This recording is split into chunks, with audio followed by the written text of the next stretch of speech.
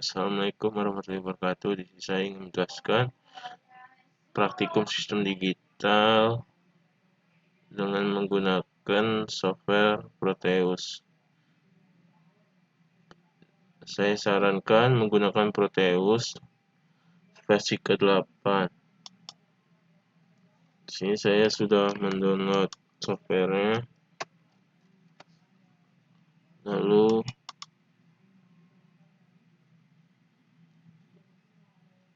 sebentar. Nah, ini tampilan setelah membuka software Proteus. Lalu new project.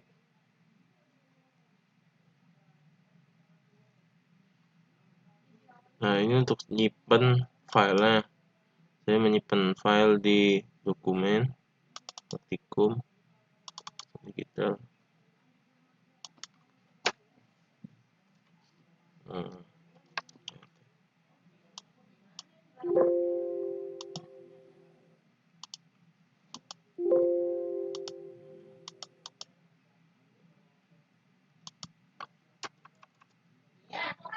Select folder sini.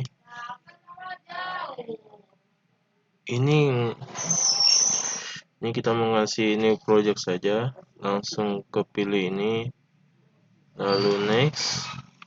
Ini centangnya ini create aesthetic from select template. Next lagi, lalu pilih ini, next.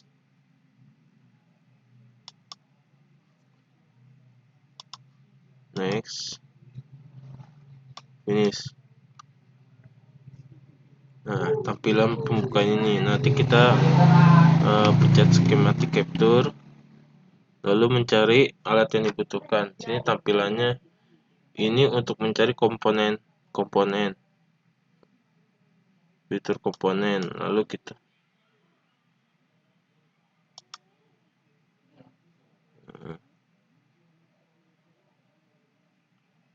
nanti di pelajaran sendiri. Yang ini cari komponen di sini itu ini, lalu kita cari yang dibutuhkan apa aja, misalnya resistor, muncul.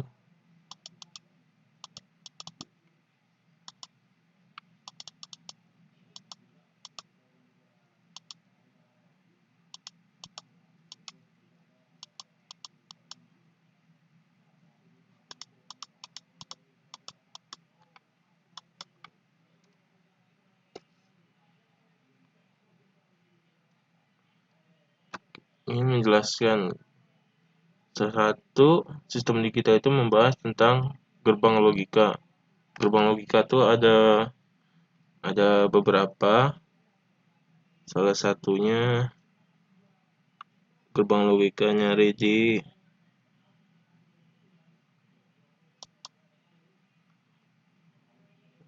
Ini salah satunya N, menggunakan gerbang logika N. Lalu OR, NOT, NOR, NAND, SOR. Contohnya kita misalnya menggunakan SOR. Lalu kita klik sini. Misal kita nyari lagi, kita butuhkan.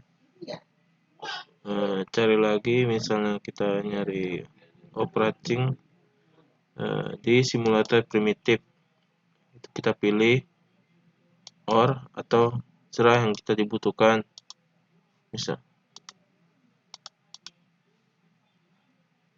Bisa juga lewat search, misalnya yang dibutuhkan N.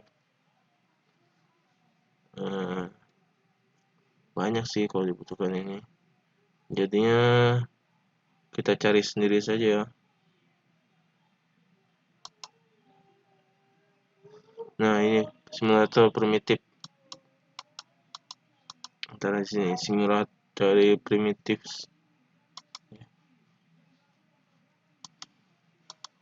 Lalu menyambungkan ini menggunakan, tinggal tarik ujungnya sini, lalu sambung. Terus sama juga yang lainnya ini.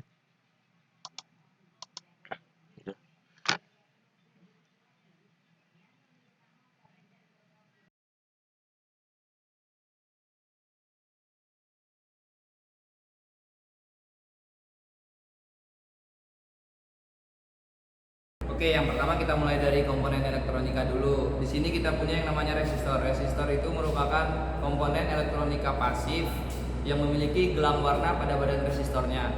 Resistor sendiri pada suatu rangkaian berfungsi sebagai untuk menahan arus yang melewatinya.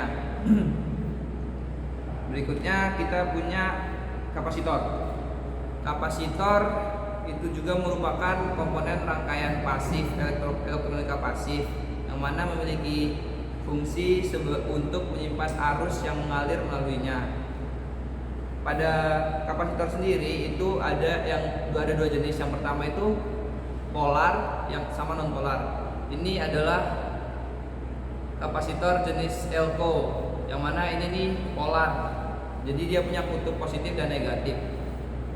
Di mana yang positif itu lebih dominan hitam dan negatif ditunjukkan dengan yang ada putih garisnya. Nah, untuk yang polar sendiri pada suatu rangkaian dia tidak boleh terpasang terbalik. Jika terbalik dia akan panas, berasap atau bisa jadi meledak kayak gitu. Kemudian masih di kapasitor, di sini kita punya yang namanya kapasitor mika. Kapasitor mika itu sendiri dia jenis kapasitor non polar, di mana dia bisa masangnya bolak-balik.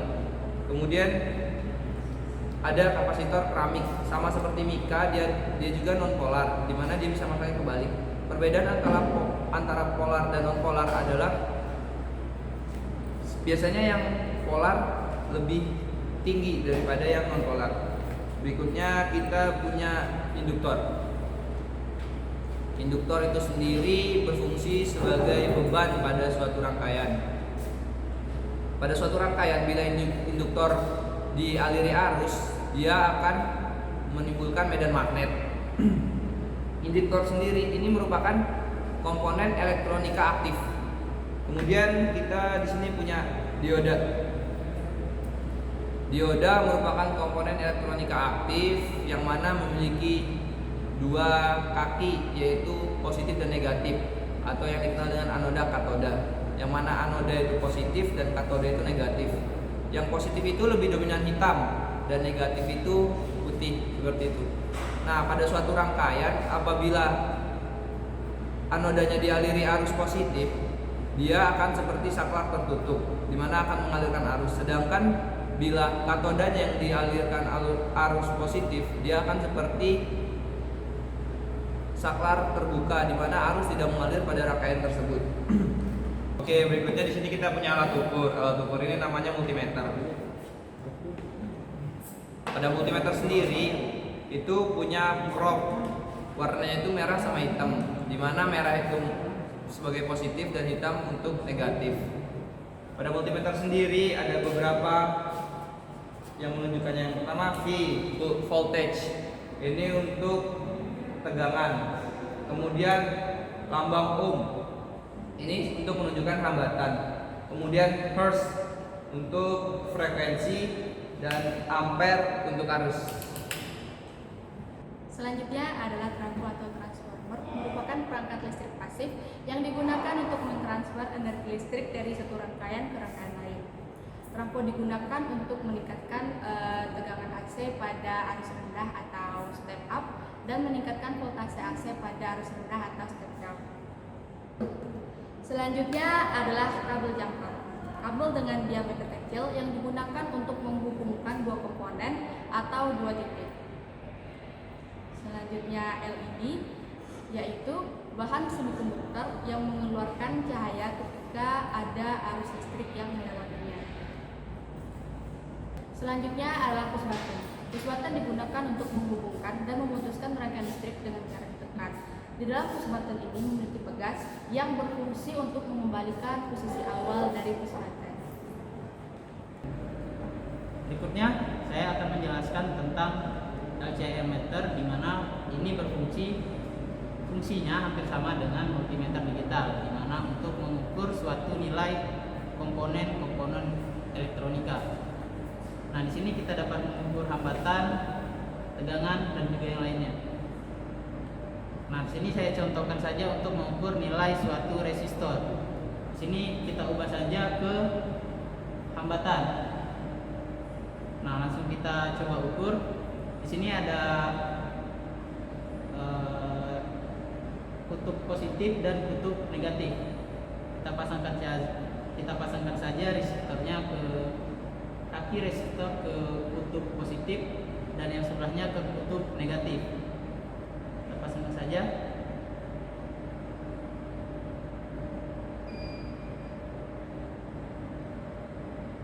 Nah, di sini nantinya akan ditampilkan nilai dari resistor, di mana nilai resistor ini sebesar 99,21 kilo ohm.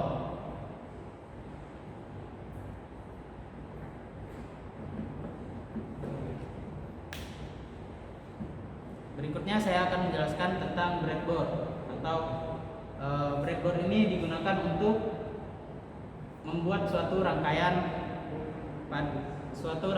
komponen elektronika. Nah, di sini kita bisa memasangkan kaki-kaki resistor atau induktor dan kapasitor pada lubang-lubang yang terdapat pada breadboard. Nah, di sini ada lubang atau titik-titik yang ke samping dan ke bawah, di mana titik yang ke samping ini berarti terputus dan yang ke bawah itu terhubung atau tersambung, kecuali ada garis ini untuk pemisahnya. Jadi misal rangkaian untuk rangkaian seri kita pasangkan bawah sampingnya,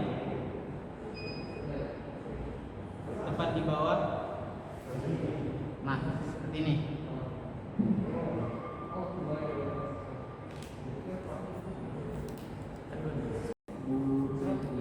Berikutnya saya akan menjelaskan tentang komponen elektronika lainnya, yaitu di sini terdapat potensiometer. Nah, potensiometer ini adalah suatu resistor variabel, di mana resistansi manual bervariasi untuk mengatur atau mengontrol aliran arus listrik. Nah, di sini terdapat 3 terminal dengan sambungan yang membentuk pembagi tegangan yang dapat disetel. Nah, di sini ada 3 terminalnya. Berikutnya adalah IC. Ini IC singkatan dari Integrated Circuit. Nah, IC ini berisi ratusan bahkan jutaan komponen seperti dioda, resistor, kapasitor, dan juga transistor yang terintegrasi menjadi sebuah rangkaian elektronika dalam bentuk yang kecil.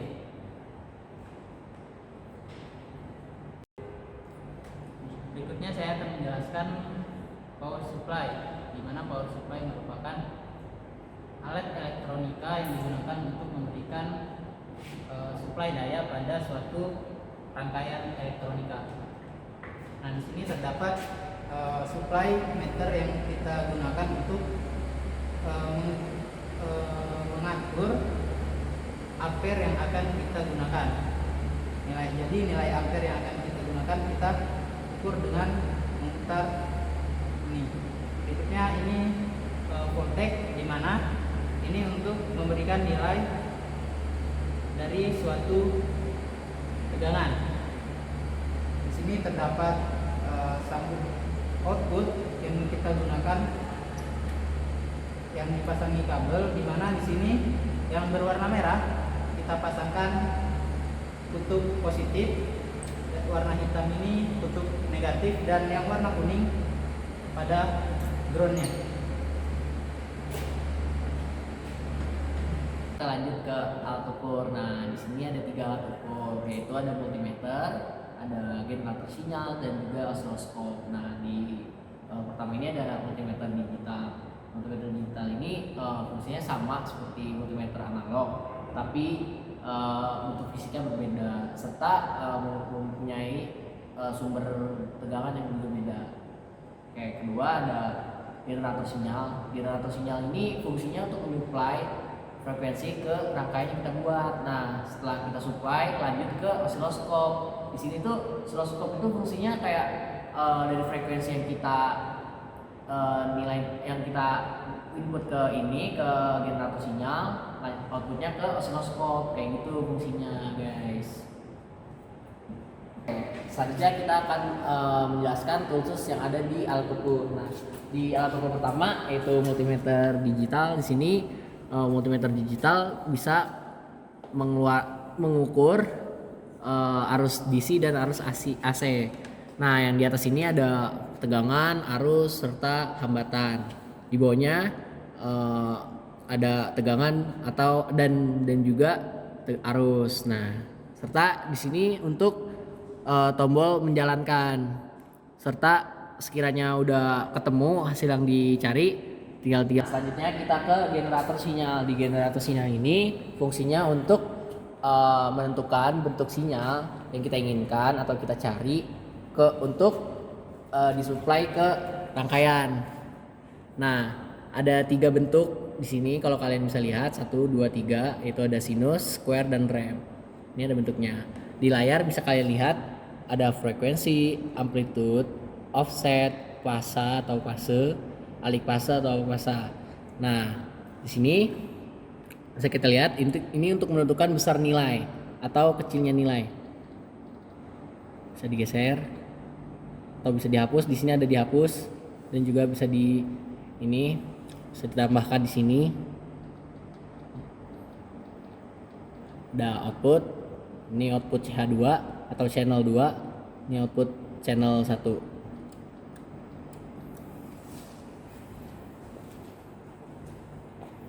Di sini ada osiloskop. Nah, fungsi dari osiloskop ini untuk mengamati sinyal yang kita dapat dari generator sinyal. Nah, di sini untuk melihat sinyal kita hidupkan CH1 dan CH2 untuk melihat sinyal dan amplitude.